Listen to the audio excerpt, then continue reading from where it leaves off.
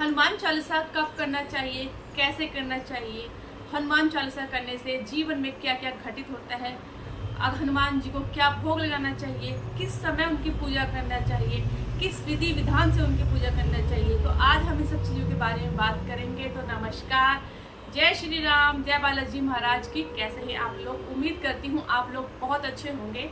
और अगर आप मेरे चैनल पर न्यू हैं तो सबसे पहले आप सब्सक्राइब कर लीजिए ताकि आने वाली जो वीडियो का नोटिफिकेशन आप तक पहुँच सके। सबसे पहले हम बात करेंगे कि नित्य रूप से रोजाना अगर हम हनुमान चालीसा का पाठ करते हैं तो हमारे जीवन में क्या क्या घटित होता है। हनुमान चालीसा का नित्य रूप से पाठ करने का फायदा उस समय बहुत ज़्यादा होता है जब आपके तमाम रास्ते बंद हो जाते हैं, आपको आसपास कुछ दिखाई नहीं देता, चारों तरफ से आपको निराशा ही निराशा मिलती है। तो आप हनुमान चालीसा का पाठ नित्य रूप से करें, रोजाना करें, संकल्प लेके करें। इससे आपको बहुत ही बड़ा फायदा होगा, बहुत ही लाभ होगा। चारों तरफ से अगर आप हार चुके होंगे ना, तो अगर आप हनुमान चालीसा का पाठ करेंगे, हनुमान जी के शरण में आएंगे तो वो आपकी रक्षा जरूर करें। हनुमान जी की पूजा किस तरीके से करनी है, किस विधि विधान से करनी है, मैं आपको आगे बताऊंगी। आपको क्या करना है, कैसे करना है पूजा पाठ, हनुमान जी की भोग क्या लगाना है, कैसे करना है, किस समय करना है, मैं सारी डिटेल आपको आगे बताऊंगी। आप वीडियो के एंड तक जरूर बने रहिएगा। आप वीडियो स्किप करके ना देखिए, क्योंकि आप बाद में कमेंट करके मुझसे वही क्वेश्चंस करते हैं जो मैं आपको वीडियो में बता चुकी होती हूँ। अगर आप रोज हनुमान चालीसा का पाठ करते हैं तो आपके घर में अगर नेगेटिव एनर्जी है, जैसे भूत प्रेत का साया है, और आप अपने घर में रोज हनुमान चालीसा का पाठ कर रहे हैं, तो धीरे धीरे वो जो नेगेटिव एनर्जी होती है ना, जो उसकी शक्ति होती है, वो धीरे धीरे शक्ति, नेगेटिव एनर्जी की शक्ति होती है, वो ऊर्जा कम हो जाती है, उसका प्रभाव बहुत ही कम हो जाता है, उसका असर कम हो जाता है। और एक दिन ऐसा आता है जो आपके घर में जो नेगेटिव एनर्जी है, जिसके वजह से आपके घर में लड़ाई झगड़ा रहता है, सब शांत हो जाता है। कई बार ऐसा होता है जो नेगेटिव एनर्जी होती है ना, आपके घर में बुरे कार्य भी करवाती है, पति पत्नी के बीच में लड़ाई भी करवाती है, और आपको सपने में भी आता है, तंग भी करता है। बहुत से ऐसे कार्य जो नेगेटिव जो एनर्जी होती है, भूत प्रेत का साया है, आपके साथ करता है।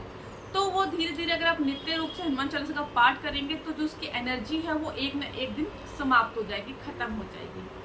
और अगर आप रोज हनुमान चालीसा का पाठ करते हैं तो आप अगर चारों तरफ से निराश हो गए हैं, आपको समझ में नहीं आ रहा है आपको क्या करना है, कैसे करना है, कोई आपकी सहायता नहीं कर रहा है, हर जगह से आप हार चुके हैं, तो आप हनुमान चालीसा का पाठ करें, हनुमान चालीसा का संकल्प करें। इससे आपको बहुत ही फायदा मिलेगा, बहुत ही फायदा मिलेगा, आपको चमत्कार देखने को मिलेगा। अगर आप चारों तरफ से हार चुके हैं ना, तो आप हनुमान चालीसा का पाठ करें, संकल्प लेके करें, तो आपका काम जरूर बनेगा, 101% आपका काम जरूर बनेगा। रोज पाठ करने से क्या होता है, अगर आप हमेशा पाठ करते हैं, रोज पाठ करते हैं, हनुमान जी का भजन भाव करते हैं, तो दिन रात आपके मन में हनुमान चालीसा चलती रहेगी। सोते उठते गाते खाते बैठते हनुमान चालीसा आपके मन में चलती रहती है। ऐसा किस किस के साथ होता है, मुझे कमेंट बॉक्स में जरूर बताना कि आपके मन में हमेशा चलता रहता है ये, जब पूजा या पाठ करते हैं आपके तभी आपके मन में हनुमान चालीसा चलता है।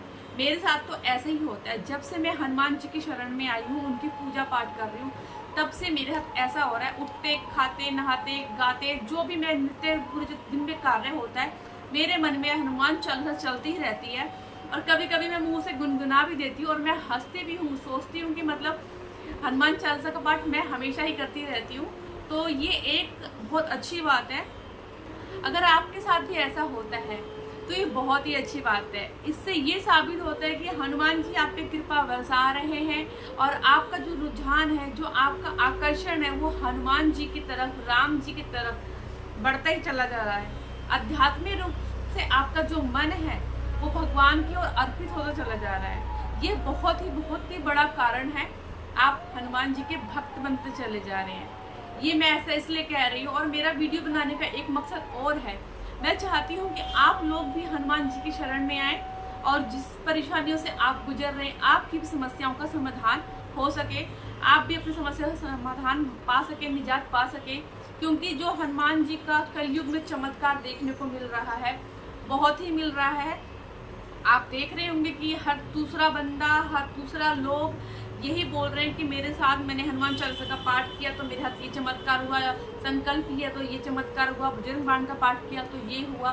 तो मेरे साथ खुद से हो रखा है 3-3 चमत्कार, तो मैं दूसरों को क्या बताऊं। ये एक विश्वास करने वाली बात है, और आप जितनी श्रद्धा शक्ति से विश्वास रखेंगे, भाव से पूजा पाठ करेंगे, तो आपकी मनोकामना जरूर पूरी होगी। और आगे हम बात करेंगे कि अगर आप हनुमान चालीसा का नित्य रूप से पाठ करते हैं तो हनुमान जी आपको किस तरीके से दर्शन देते हैं।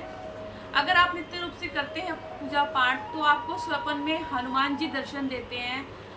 बानर सेना दिखाई देगी, बंदर का रूप दिखाई देगा। जरूरी नहीं कि सपने में दिखाई दे, रियलिटी में भी आपको दिखाई दे सकते हैं बंदर। और साथ में आपको लगेगा कि सपने में आप सिंदूर रूपी मूर्ति को टीका कर रहे हैं, भंडारा करते हुए दिखेगा। आपको ये सब चीज़ें सपनों में दिखाई देने लगेगा, तो इसका मतलब ये है कि आपके ऊपर हनुमान जी की कृपा बरसने वाली है। और ये बात बहुत ही फैक्ट है, बहुत ही सच बता रही हूँ मैं आपको कि अगर आप हनुमान जी के शरण में आएंगे तो आप पे कोई भी संकट होगा वो हनुमान जी हर लेंगे। आपको सभी समस्याओं से छुटकारा मिल जाएगा। अब आगे हम बात करेंगे कि हनुमान जी की पूजा किस तरीके से करें। अगर आप हनुमान जी की पूजा पाठ करते हैं तो उसका एक समय फिक्स कर ले, चाहे आप सुबह करें या शाम को करें। अगर सुबह 6 बजे करते हैं तो अगले दिन भी सुबह 6 बजे करना है, और उससे अगले दिन भी सुबह 6 बजे करना है। मैं आपको हमेशा यही कहती हूँ, सूर्य ढलने के बाद शाम को ही पूजा पाठ करें। हनुमान जी की पूजा शाम के समय ज़्यादा करेंगे तो आपको उसका दुगना लाभ मिलेगा, यानी आपको उसका फल जो है बहुत जल्दी मिल जाएगा। क्योंकि हनुमान जी राम जी की सेवा भाव में पूरे दिन लीन रहते हैं, और शाम के संध्या काल जो शाम होता है, सूर्य अस्त होता है, उसके बाद वो अपने भक्तों की बहुत ही जल्दी सुन लेते हैं। तो आप शाम के ही समय अपना संकल्प ले सकते हैं, हनुमान चालीसा का पाठ कर सकते हैं। हो सके तो आप प्रतिदिन 3 बार का पाठ करें। आपका जो पाठ करने का है तो मैं आपको बताती हूँ कौन से क्रम में कर सकते हैं। आप 3, 5, 9, 11, 21 इस तरीके से नंबर में आप पाठ कर सकते हैं। और हनुमान चालीसा का पाठ करने से पहले आप संकल्प भी ले सकते हैं कि मैं इतने दिन का पाठ कर रहा हूँ, इतने दिन का संकल्प ले रहा हूँ। अगर आप किसी चीज़ को संकल्प लेके पाठ करते हैं तो उसमें दुगनी शक्ति का, ऊर्जा का वास हो जाता है, दुगनी एनर्जी का वास हो जाता है। क्योंकि अगर वो चीज़ को हम एक संकल्प ले लेते हैं तो उससे क्या होता है कि एक तो हमारा जो पूजा पाठ करने का जो भाव होता है वो दुगना हो जाता है, और भगवान जी को भी हम एक विधि विधान से हम उनकी पूजा करते हैं। कभी भी हम किसी भी देवी देवताओं का आह्वान करते हैं, यानी उनको बुलाते हैं, तो हम उनको संकल्प के द्वारा बुलाते हैं, या किसी मंत्र के द्वारा या किसी जाप के द्वारा उनको बुलाया जाता है। हनुमान जी की पूजा करते हैं, उन्हें अपने घर में आमंत्रित करना चाहते हैं। आप चाहते हैं कि वो आपके घर में आए। किसी भी देवी देवताओं की जब भी हम पूजा करते हैं तो मंत्रों द्वारा या संकल्प द्वारा उनका आह्वान करते हैं। तो हमें किस विशेष बातों का ध्यान रखना है। अगर आप हनुमान जी की पूजा करते हैं, उनको आमंत्रित करते हैं, तो सबसे पहले आपको तामसिक भोजन का उस टाइम बिल्कुल भी घर में नहीं बनना चाहिए। उसको बिल्कुल आपको तामसिक जो भोजन होता है उसको त्यागना है। हनुमान जी की पूजा करें या संकल्प लें, पाठ लें, तो आप कोशिश करिए कि आपके घर में तामसिक चीज़ों का प्रयोग ना हो, क्योंकि अगर आप ऐसा करते हैं तो आपकी पूजा स्वीकार नहीं की जाती है। और हो सके तो जो संकल्प है आप शनिवार को ले सकते हैं और मंगलवार को ले सकते हैं। इन दिनों में आपको मांस, मछली, मदिरा का प्रयोग बिल्कुल नहीं करना है। हनुमान जी को भोग में क्या चढ़ाएं?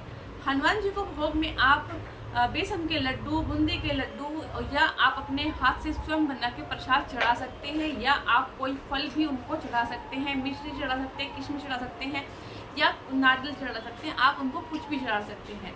उनको तिलक करने के लिए सिंदूर संतरी कलर का होता है, और उसमें चमेली का तेल मिला के उनको तिलक करें। महिलाएं उनको बिल्कुल ना छुए, वो बिल्कुल वर्जित होता है। और उनको जो उनके लिए दीप प्रज्वलित करते हैं तो वो तिल के तेल का हो या देसी घी का हो, और आप बैठ के अपने हनुमान जी के आगे, राम जी के आगे, और आपके सामने जो मूर्ति हो वो हमेशा आशीर्वाद देती हो। जो आपके घर में कई तरीके की मूर्ति होती है हनुमान जी की, जैसे कि हनुमान जी ऐसे हैं और दोनों कंधे पे उड़ रहे हैं, दोनों कंधों पे लक्ष्मण जी हैं और राम जी हैं। इस तरीके की मूर्ति होती है। मूर्ति कई प्रकार की होती है।